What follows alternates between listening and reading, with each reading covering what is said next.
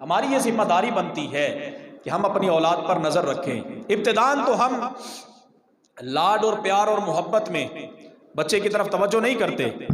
ہم بچہ کہاں جا رہا ہے کسی کو معلوم نہیں، بچہ رات 12 بجے گھر آ رہا ہے کسی کو معلوم نہیں، اور کسی میں پوچھنے کی ضرورت بھی نہیں کہ بیٹے رات 12 بجے تک تم کہاں رہے ہو۔ باپ اگر پوچھتا ہے تو ماں کہتی نہیں بچہ ہے ابھی۔ یہ ابتدائی اس کے جو نگہداشت والے سال تھے وہ تو ہم نے محبت لاڈ پیار میں اس کے خراب کر دیے۔ اب جب وہ بچہ حد سے گزر گیا، پانی جب سر سے گزر گیا، پھر ہمیں پتہ چلتا ہے کہ رات کو یہ کیا کرتا ہے، یہ دن میں کیا کرتا ہے۔ پھر جب ہم اسے کنٹرول کرنے کی کوشش کرتے ہیں پھر تو معاملہ بڑی دور تک جا چکا ہوتا ہے۔ لہٰذا آج سے ہی کوشش کیجئے، اپنے بچوں پر نظر رکھیے اور اپنے بچوں کی تربیت کو اس انداز میں اختیار کیجئے کہ وہ بچے آج چھوٹے ہیں، جب آپ آج سے ہی ان کی بہترین تربیت کریں گے تو پھر یقیناً وہی بچے کل بڑے ہو کر آپ کے فرما بردار بھی رہیں گے۔ نبی علیہ الصلوۃ والسلام نے ہمیں بچوں کی تربیت کر کے بھی دکھایا اور ارشاد فرما کے بھی بتایا کہ تم نے کس انداز میں تربیت کرنی ہے۔ بنیادی طور پر والدین کی جو ذمہ داریوں میں سے ذمہ داری ہے وہ یہ کہ اولاد کو بتایا جائے، اولاد کی تربیت کرتے ہوئے 3 باتیں ذہن نشین رکھنی چاہیے۔ کتنی باتیں جی؟ بولیے سارے، کتنی باتیں؟ 3 باتیں۔ نمبر 1، حقوق اللہ، اللہ کے حقوق۔ اولاد کی تربیت کرتے ہوئے اولاد کو بتایا جائے کہ ہم مسلمان ہیں، ہم پر سب سے پہلا حق ہمارے رب کا ہے۔ دنیا ناراض ہوتی ہے ہو جائے، وہ ناراض نہیں ہونا چاہیے۔ کہیں کسی کے دربار کا ناغہ ہوتا ہے ہو جائے، اس کے دربار کا ناغہ نہیں ہونا چاہیے۔ جب ہم یہ بات اپنے بچے کے ذہن میں پہلے دن سے ہی ڈال دیں گے تو پھر ابتدا سے ہی بچہ نمازی ہو جائے گا، اور اس کے ذہن میں سب سے زیادہ اہمیت جس ذات کی ہوگی وہ اللہ رب العالمین کی ذات ہے۔ نمبر 2، نبی علیہ الصلوۃ حقوق الرسول، نبی علیہ الصلوۃ والسلام کا حق کہ قرآن کریم فرقان حمید کے اندر آتا ہے نبی مومنوں کی جان سے بھی زیادہ قریب ہے۔ جب ہمارے گھر میں 5 افراد ہیں، ہفتے بعد، 15 دن کے بعد، 1 مہینے کے بعد ہم اگر اپنے سارے حضرات کو بٹھا کے تو پھر نبی علیہ الصلوۃ والسلام کا تذکرہ کریں اور اپنے چھوٹے بچوں کو بتایا جائے کہ ہمارے رسول اس شخصیت اور اس شان کے مالک تھے کہ زمین پر بیٹھ کر اگر انگلی سے اشارہ آسمان پر چاند کی طرف کرتے، چاند 2 ٹکڑوں میں تقسیم ہو جایا کرتا۔ تو پھر جب اولاد یہ باتیں سنے گی تو محبت تو خود بخود دل میں پیدا ہوگی کہ نہیں ہوگی؟ یقینی طور پر ہو جائے گی۔ پھر اولاد کو بتایا جائے ہمارے رسول کریم صلی اللہ علیہ وسلم کو پروردگار عالم نے اتنا حسن اور اتنی خوبصورتی عطا فرمائی تھی کہ اگر آپ اندھیرے میں مسکراتے تو آپ کے مسکرانے کی وجہ سے وہ تاریکی روشنی میں بدل جایا کرتی۔ اگر ہم اپنی اولاد کے سامنے اپنے رسول کریم صلی اللہ علیہ وسلم کا تذکرہ اس انداز میں کریں کہ اگر ہمارے رسول کریم صلی اللہ علیہ وسلم اپنا لعاب دہن کسی چیز میں ڈال دیتے تھے، اگر وہ تھوڑی ہوتی تو زیادہ ہو جاتی تھی، اگر وہ کھاری ہوتی میٹھی ہو جاتی تھی، اور یہاں تک کہ اگر کسی کے جسم کا ٹوٹا ہوا کوئی عضو حضور کی بارگاہ میں وہ بندہ پیش ہوتا اور شکایت کرتا، میرے کریم صرف اس دکھتی ہوئی جگہ پر اور جسم کے اس ٹوٹے ہوئے عضو پر اپنا لعاب دہن لگاتے تھے، اللہ شفا یابی عطا فرما دیتا۔ جب ہم اس انداز میں اپنے گھر میں اپنے رسول کی باتیں کریں گے تو پھر ایسا ہو ہی نہیں سکتا کہ ہمارے بچوں کے نظریات بدل جائیں، ایسا ہو ہی نہیں سکتا کہ ہم پھر اپنے رسول سے بڑھ کر کسی اور سے محبت کریں، ایسا ہو ہی نہیں سکتا کہ پھر ہمارا رہن سہن کسی اور کے مطابق ہو، ایسا ہو ہی نہیں سکتا کہ پھر ہمارا بچہ کہے میرا آئیڈیل فلاں ہے، مجھے تو اسلام کے بارے میں معلوم ہی نہیں ہے۔ یہ ہمارا اپنا قصور ہے۔ لہٰذا والدین کی ذمہ داریوں میں سے اہم ترین ذمہ داری یہ ہے کہ اولاد کی تربیت کرتے ہوئے حقوق اللہ بتائے جائیں، اولاد کی تربیت کرتے ہوئے حقوق الرسول بتائے جائیں، اور تیسرا اور اہم ترین معاملہ اولاد کی تربیت کرتے ہوئے حقوق العباد پر بھی توجہ دلائی جائے۔ اولاد کو بتایا جائے یہ تیرا بھائی ہے، یہ تیری بہن ہے، یہ تیری خالہ ہے، یہ تیری پھپھو ہے، یہ رشتے میں تیرا فلاں لگتا ہے فلاں لگتا ہے۔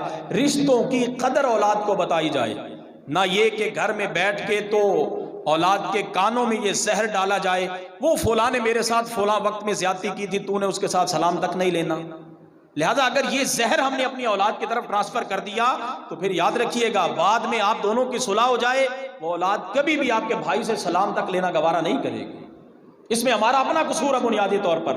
آپ کے جھگڑے آپ اپنی ذات تک رکھیں، اولاد کی طرف اس زہر کو منتقل نہ کریں، خدا کے لیے، وگرنہ کہیں ایسا نہ ہو آپ دونوں کے دو بھائی باہم جھگڑا ہو گیا، دونوں بھائیوں کی صلح ہو گئی، لیکن جب آپ نے وہ زہر اپنی اولاد کے کانوں میں ڈالا ہوا ہے وہ اولاد تو کبھی بھی اپنے چچا سے ہاتھ نہیں ملائے گی، وہ اولاد تو کبھی بھی اپنے چچا کے بیٹوں کے قریب نہیں جائے گی. لہذا خدا کے لیے آج ہم اپنی اولاد کی تربیت کرتے ہوئے یہ بات ذہن نشین کر لیں، جھگڑا اپنے تک محدود رکھیں، اس جھگڑے کو آگے دوسرے تک ٹرانسفر نہ کریں، وگرنہ پھر ایسا ہوگا کہ آپ لاکھ یہ کہتے رہیں بیٹا وہ تیرا رشتے میں یہ لگتا ہے، یہ لگتا ہے، یہ لگتا ہے، وہ کہیں گے جائیں رشتہ داریاں جائیں کہیں اور، میں نے تو وہی کرنا ہے جو میرا دل چاہے گا. لہٰذا قرآن کریم فرقان حمید اولاد کی تربیت کے حوالے سے بھی ہمیں کچھ رہنما اصول دیتا ہے. یا حضرت لقمان جن کے بارے میں مشہور ہے کہ انہوں نے اپنے بیٹے کی تربیت کرتے ہوئے کچھ کلمات اپنے بیٹے کو کہے. قرآن کریم فرقان حمید میں پروردگار عالم نقل کرتے ہوئے ارشاد فرماتا ہے یا بنی اقیم الصلاۃ، اے میرے بیٹے نماز قائم رکھ، وامر بالمعروف نیکی کا حکم دے، ونہا عن المنکر بری بات سے منع کر، واصبر علی ما اصابک اگر تجھ پر کبھی کوئی مصیبت آ جائے تو اس مصیبت پر صبر کر. یہ کتنی باتیں ہو گئی جی؟ نمبر 1 نماز قائم کر، نمبر 1 بولیے سارے، نمبر 1 نماز قائم کر، نمبر 2 اچھائی کا حکم دے، نمبر 3 برائی سے منع کر، نمبر 4 اگر کبھی مصیبت آ جائے تو اس مصیبت پر صبر کر. ان ذالک من عزم الامور، یہ بڑے ہمت والے کام ہیں، یہ بڑے ہمت والے کام ہیں. ولا تصعر خدک للناس ولا تمشی فی الارض مرحا، اور کسی سے بات کرنے میں اپنا رخسار کج نہ کر.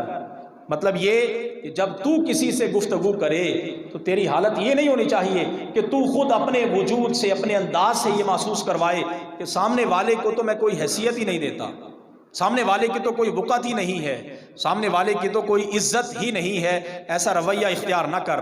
ولا تمشی فی الارض مرحا، اور زمین میں اکڑ کر نہ چل. اگر تیرے پاس پیسے آ گئے ہیں تو ان پیسوں کو اپنی ذات تک محدود رکھ، ان پیسوں کا اثر کسی دوسرے پر ظاہر نہ کر. ان اللہ لا یحب کل مختال فخور، بے شک اللہ کو نہیں بھاتا کوئی اتراتا فخر کرتا. اللہ تعالیٰ کو کوئی ایسا بندہ جو فخر کرتا ہو، کوئی ایسا بندہ جو غرور و تکبر کرتا ہو، ایسا بندہ اللہ کو پسند ہے. بولیے ایسا بندہ اللہ کو پسند ہے.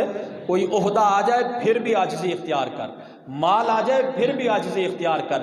تیرے رشتہ داروں میں کسی کے ہاں بیٹا نہیں، اللہ نے تجھے بیٹا دے دیا پھر بھی عاجزی اختیار کر. تیرے پاس مال وسیع مقدار میں آ گیا پھر بھی عاجزی اختیار کر. وقصد فی مشیک وغضض من صوتک، اور میانہ چال چل، میانہ روی اختیار کر.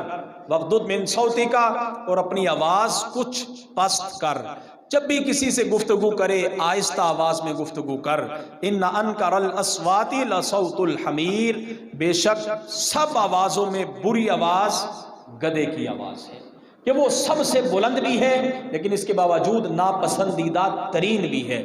لہذا اگر کوئی بندہ اپنی آواز دوسرے کے سامنے بلند کرتے ہوئے یہ سمجھے کہ میرا اس پر رو پڑ جائے گا، نہیں، وہ سمجھ لے کہ بلند آواز گدھے کی آواز ہوتی ہے لیکن ہوتی سب سے ناپسندیدہ ہے. لہذا گفتگو کے آداب میں سے ایک ادب یہ بھی ہے کہ جب بھی گفتگو کی جائے تو آواز کو پست رکھا جائے.